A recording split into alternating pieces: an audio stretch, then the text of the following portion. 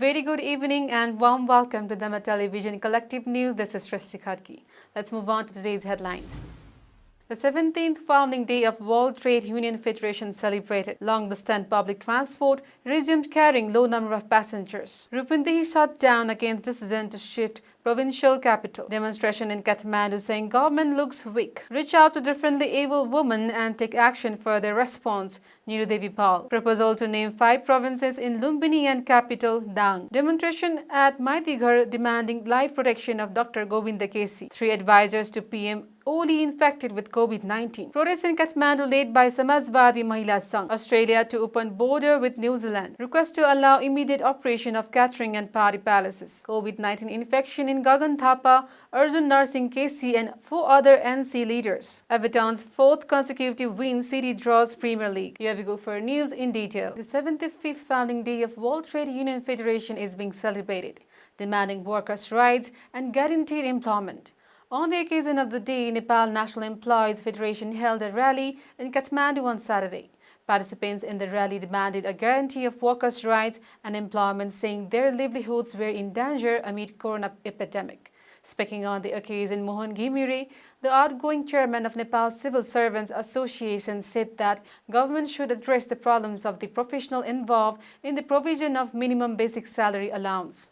Workers around the world celebrate this day on October 3rd, the day Federation was founded. Although long-distance public transport, which has been closed for 6 months due to corona, is open, number of passengers is very low. Despite government's decision to reopen long-distance public transport, which has been closed since April 26 due to the global spread of the novel coronavirus, number of passengers has remained low. A small number of vehicles are leaving New Bus Park in Gangabu, which is the national bus park of the country. Before COVID-19 infection, public transport used to leave the valley at an average of 600 to 700 per day. But now at most 2,500 public transport are leaving every day.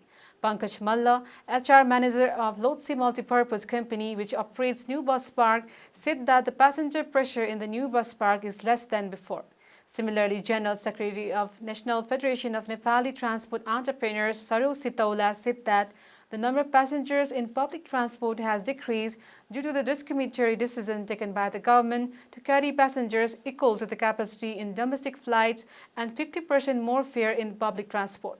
Entrepreneurs have said that the impact of COVID-19 and closure has also affected the tourist buses. Rupindehi closure has been called by Nepali Congress Rupindehi against the decision of the provincial government to shift the capital of Province 5 from Butwal to Dang has been in effect since this morning.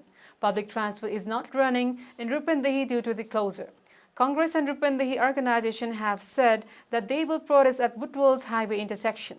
The Rupindehi administration has issued restraining orders at various places in Butwal after the agitation broke out in Butwal. Mukti Paudel, vice president of the Nepal Students' Union, said that the Nepali Congress was on the streets against the decision to shift the capital from Butwal. Security has been beefed up in Butwal following the protests. A large number of police have been deployed in various places. Akhil Krantikari, a pro-Maoist party led by Mohan Baidya, staged a protest in Kathmandu on Friday, saying government was weak on issues of national independence and livelihood.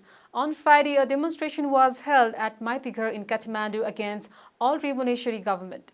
The organization alleges that government has not been able to do anything even after Nepali land was encroached by neighboring countries.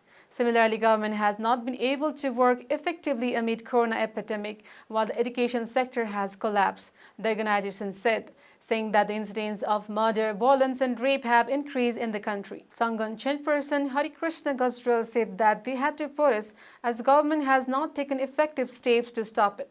The group said it would continue to warn government against interference in national independence, education and health problems, and rape and murder. Committee on Women and Social Affairs under the House of Representatives has directed government to work for the access and response of women with disabilities in different ways with regard to corona. The committee meeting held at Singhdawar on Friday directed Ministry of Women and Children and National Planning Commission to coordinate effectively between 3 levels of government to promote and protect the wider interest of such women. According to 2068 census, 1.94% of the people with some form of disability have been affected by corona. Similarly, daily life of women has been disrupted due to corona epidemic, said Neeru Devi Pal, chairperson of the committee. According to the committee, discussions were held with the concerned parties regarding the access and response of strong disabled women regarding corona epidemic. A proposal to name 5 provinces in Lumbini and the capital Dang has been tabled in the State Assembly meeting.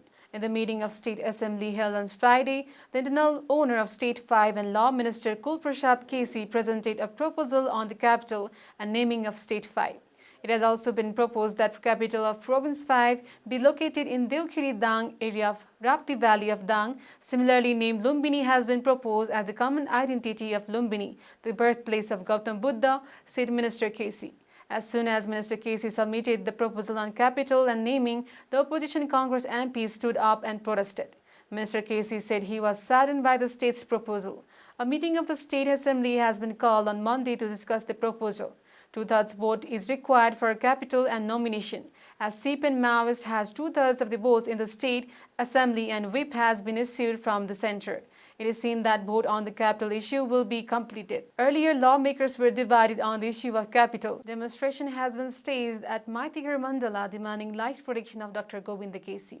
As the health condition of Dr. Kesi is worsening, Socialist Students' Union staged a demonstration on Saturday demanding protection of his life.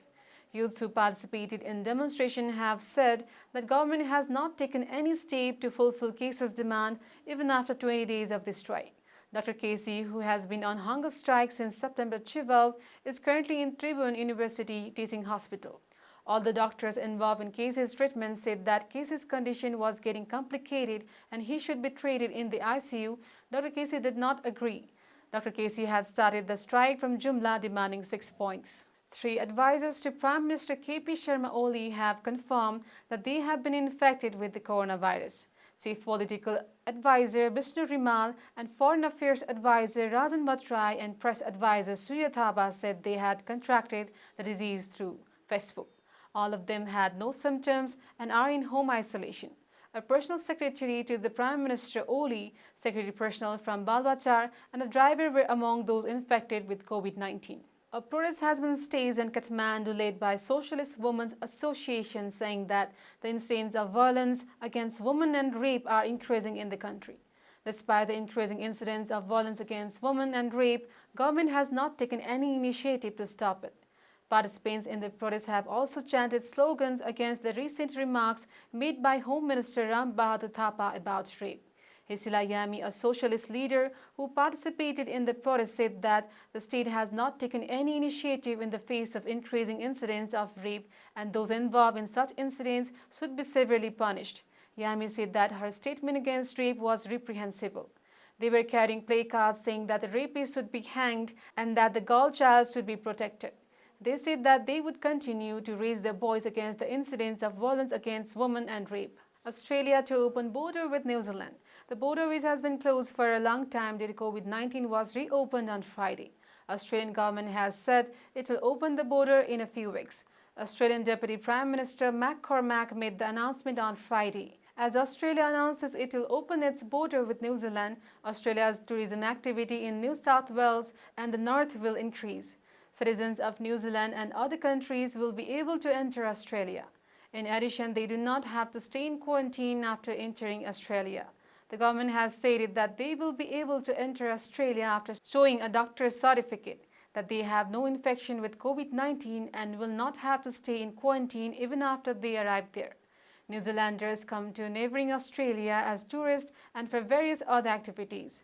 That's why Australians have long called for the border to be reopened. Nepal National Party Palace and Federation of Catering Entrepreneurs have expressed frustration over the ban on the operation of catering and party palaces and urged the government to allow them to operate immediately. Holding a press conference in Kathmandu on Saturday, Federation has expressed its discontent over the ban on running its business.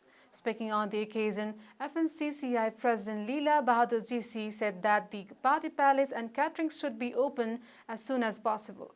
FNCCI President GC said that country was facing the problem of entire economy and unemployment due to the lack of seriousness on the part of government and the concerned bodies. Stating that they are very serious about the health of the general public, Federation has now committed to maintain required physical distance, using of sanitizer, using of masks and gloves while conducting business.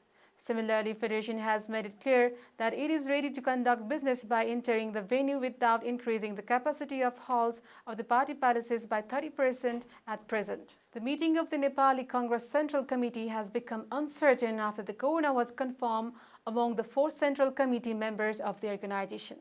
Corona was confirmed on 4 Central Committee members of the Nepali Congress on Saturday, but some reports are yet to come.